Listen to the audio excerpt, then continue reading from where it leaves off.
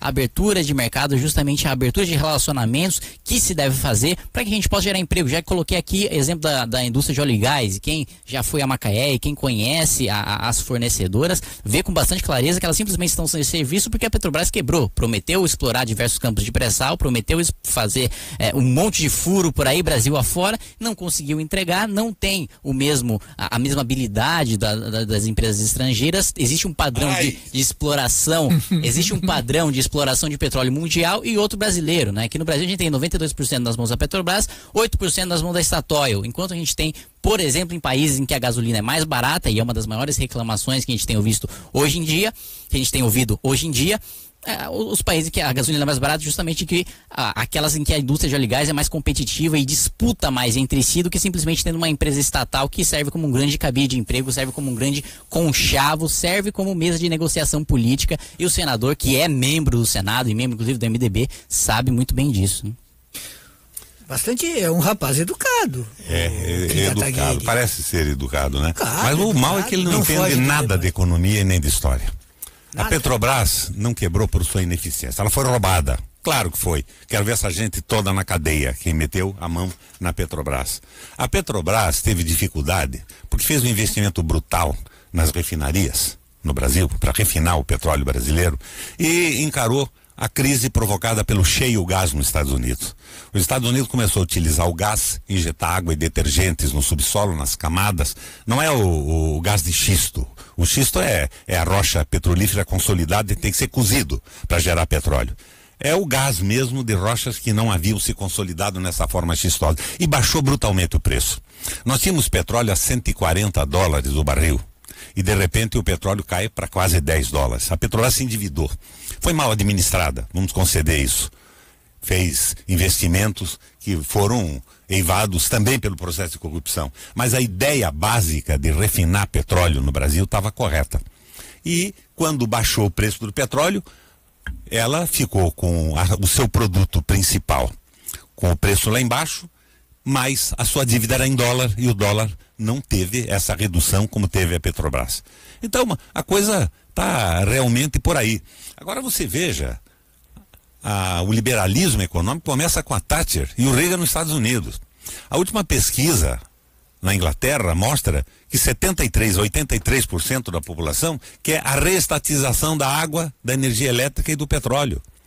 O caminho está completamente errado, Kataguiri.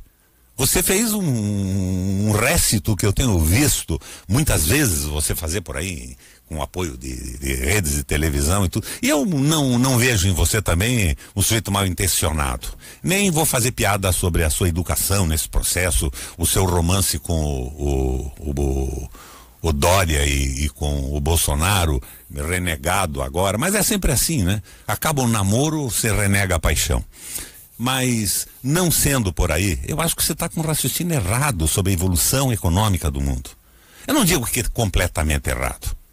Eu, por exemplo, saudei essa Lava Jato em prosa e verso no Senado. Sou amigo do Moro. Mas o senhor acha que o Lula trabalhou paralelamente com o meu governo. Nós trabalhamos no combate ao tráfico de drogas e tudo isso, e depois eu fiz a denúncia da CC5 do Banestado, aquele roubo todo dos não residentes no Brasil, aquelas contas CC5. O Moro não conseguiu avançar muito com aquilo. Culpa dele? Também não. Passou para a Justiça Estadual e esse entrelaçamento de interesses entre os poderes da República amorteceu aquele processo todo. Mas eu acho que eles estão equivocados no foco.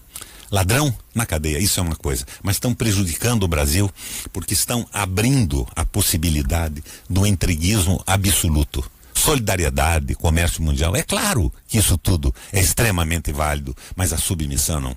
O Brasil virou um país-eco de quinta categoria, não tem importância mais nenhuma no mundo, não pode dar uma opinião, porque ninguém respeita a opinião. Você viu o que aconteceu com o Temer lá em Davos? Ele falou praticamente sozinho, não tinha quem quisesse ouvir o presidente do Brasil. Por quê? Porque ninguém sabe o que vai acontecer com essa confusão política do país. E essa perseguição específica em cima do PT é ridícula. Eu sou do PMDB.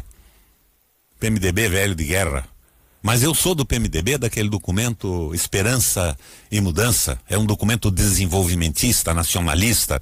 Ora, veja, isso não é o atraso, não é a xenofobia. Você tem que que adaptar aos momentos de evolução da economia no mundo, os interesses nacionais. Mas hoje o que está havendo é uma tentativa de escravização de 82 milhões de trabalhadores em favor do capital financeiro. E eu não sirvo a mamão. Não acredito nem que você sirva, embora o seu discurso seja muito apropriado para o dinheiro bíblico. Kim Kataguiri. Não, eu não compreendo como o senador diz ser tão defensor da Operação Lava Jato, mas ao mesmo tempo diz que ela deveria se preocupar com se é político A, político B ou político C, porque estaria supostamente entregando o país a algum entreguismo, né? Afinal, dando cobertura ao entreguismo. Mas se a justiça deve ser feita, ela deve ser feita independentemente das articulações políticas, independentemente das posições políticas ou do cenário eleitoral que está posto aí no país, né? Ainda que você considere os candidatos que estão aí o telefone do senador e que podem superar o ex-presidente Lula entreguistas, você não pode fazer disso um argumento para absolver alguém que é comprovadamente criminoso. Não. Isso simplesmente você colocar, é o mesmo argumento que sempre os petistas vêm utilizando. Não, vamos deixar primeiro o Lula ser julgado pelas urnas. Pô, então vamos fazer o Marcola. Mas vocês do MBL não são um pouco indulgentes, por exemplo, com a corrupção do Temer, as malas de dinheiro do Gedel? Por que vocês não fizeram manifestações de rua gigantescas como aquelas contra Dilma pela deposição do Temer? Vamos lá. Primeiro, porque não é o MBL que tem um botão que coloca 1 milhão de pessoas na rua, né? É o momento da sociedade. O MBL mobiliza. Você se interessa mais. Agora, o segundo motivo é porque eu quero que o Temer seja punido. E o Temer não seria punido pelo Supremo Tribunal Federal caso a denúncia fosse aprovada pela Câmara. Diferente do processo de impeachment em que o Congresso é juiz, decide se o presidente é condenado ou absolvido, na denúncia da Procuradoria-Geral da República, o Congresso não é juiz. Ele só define se o processo vai acontecer no curso do mandato do presidente ou ao final. E ao final a gente sabe que Temer vai cair na primeira instância nas mãos do juiz Sérgio Moro, e aí sim eu não vejo influência dele como eu vejo influência dentro do Supremo Tribunal Federal. Eu acho que é maluquice negar que há. Inclusive acho que o senador concorda comigo nesse sentido, de que Michel Temer tem muito mais influência no Supremo Tribunal Federal do que na primeira instância. Agora, em relação a trabalho semi-escravo, a trabalho escravo, a precarização das condições de trabalho, todo o país gerou melhores condições de trabalho com produtividade, não com leis, né? As leis não fazem gerar riqueza, as leis não fazem brotar dinheiro do chão, assim como a China, que você citou agora, trabalho semi-escravo. Hoje o salário médio bruto é maior do que o de um brasileiro, e aqui nós estamos super protegidos pelos direitos trabalhistas, sendo mais miseráveis hoje que os próprios chineses, que a gente fazia piada há algum tempo atrás, né? Perdendo indústria, inclusive, para o Paraguai, que a gente também fazia piada há algum tempo atrás, né? Em breve a gente vai estar lá, os paraguaios vão estar vendo os produtos brasileiros, falam, made in Brasil, isso aqui é vagabundo, isso aqui eu não quero, como a gente costumava fazer com os produtos paraguaios, justamente por causa de mais abertura de mercado. E isso, você acha que os brasileiros estão indo lá para o Paraguai para, em nome do Brasil, representar os interesses do Brasil, trazer riqueza para o Brasil? Claro que não, estão indo para lá para lucrar no Paraguai com as condições de lá, assim como lucrariam aqui com as condições daqui se elas fossem mais favoráveis, se elas fossem melhores, né? Depois da Revolução Industrial, que é sempre pintada ali, geralmente por professores de história e militantes de esquerda, como aquele terror em que mulheres grávidas trabalhavam e crianças eram escravizadas 12, 14 horas, sem Revolução Industrial não haveria produtividade suficiente para que o trabalho infantil fosse uma preocupação, para que direitos trabalhistas fosse uma preocupação. Porque simplesmente antigamente, exemplo, né, na Inglaterra, antes da Revolução Industrial, 39% da população tinha menos de 15 anos de idade, né? Quando você não tem máquinas, quando você não tem produtividade, quando você precisa de muita terra e muito trabalho para produzir pouca comida, simplesmente não tem como você sustentar a sua população sem que menores de 15 anos trabalhassem, porque eles representavam 39% da população. Isso só foi possível pós-Revolução Industrial, pós o que muitos chamam de precarização do trabalho, pós o que muitos chamam de trabalho semi-escravo, pós o que muitos chamam de trabalho em serviço do capital, mas que na verdade representou o aumento de 10 vezes na população, um aumento da qualidade de vida nunca antes visto, um aumento da expectativa de vida nunca antes visto. Hoje, eu, o senador, todos que estão aqui têm uma vida razoavelmente melhor do que de muitos reis de antigamente, que não tinham acesso à vacina, que não tinham acesso à geladeira, que não tinham acesso à televisão, que não tinham acesso à comida, simplesmente porque houve aumento de produtividade, houve comércio entre países e dentro desses países, não, ressaltando mais uma vez, não por solidariedade, né? Que quem aqui acredita que todos os seres humanos podem dar as mãos e viver igualmente, acho que são os comunistas, que não é nem o meu caso, nem o seu caso. Agora, a questão de negar que o aumento de produtividade é o que de fato gera o aumento da qualidade de vida e não uma legislação ou agora, o aumento de produtividade diminui os empregos. Aumento de produtividade. Se o aumento de produtividade diminuísse os empregos, senador, a gente eu vou repetir para você o conselho do Henry Ford.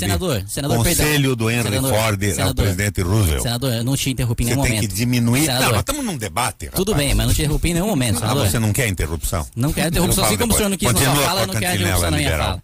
Eu estou entendendo o que é o MBL. Vocês querem primeiro a escravização do Brasil, para depois termos um crescimento econômico. Que tipo de ser humano acorda de manhã e fala, quero escravizar o Brasil? Você acha que eu sou um vilão de quadrinho? Pelo que eu vejo é você. Pelo amor de Deus, senador. Claramente, para mim é você. Talvez inconscientemente, por falta de informação histórica, sociológica. Bandido de quadrinho da turma do Frota, do Bolsonaro. Mais uma vez, tive a educação de não interromper o senhor nenhuma vez. Peço que você tenha a mesma delicadeza, a mesma sensibilidade com a minha fala. Muito obrigado, senador. Então, continuando o raciocínio, o aumento de produtividade, se ele gerasse desemprego, depois da Revolução Industrial não teria emprego para ninguém, porque foi o maior boom de produtividade da história do mundo. Né? Era a mesma coisa a gente dizer que a invenção da lâmpada diminuiu os empregos dos criadores de velas, ou que mesmo o avanço do Uber diminuiu os empregos dos taxistas. Isso é aumento de produtividade. Tecnologia é aumento de produtividade, senador. Ou tecnologia diminui a produtividade? Muito bem. Todo o petróleo, todo o carvão, tudo que aumentou a produtividade, só mais 30 segundos para concluir. Perfeitamente. Tudo que aumentou e gerou mais produtividade, posteriormente, também gerou mais emprego, gerou novas profissões, né? E é justamente isso que a gente tem visto hoje, por exemplo, com o Uber, que emprega 150 mil pessoas e que há algum tempo atrás era inimaginável porque a produtividade era menor, né? Ou seja, dizer que a produtividade diminui o número de empregos é ceder a tese dos ludistas, né? Que quebravam máquinas da Revolução Industrial para proteger os seus empregos. Isso é coisa de japonês, não é comigo isso, é mais com você. Não, isso é coisa de inglês, de europeu. Muito bem.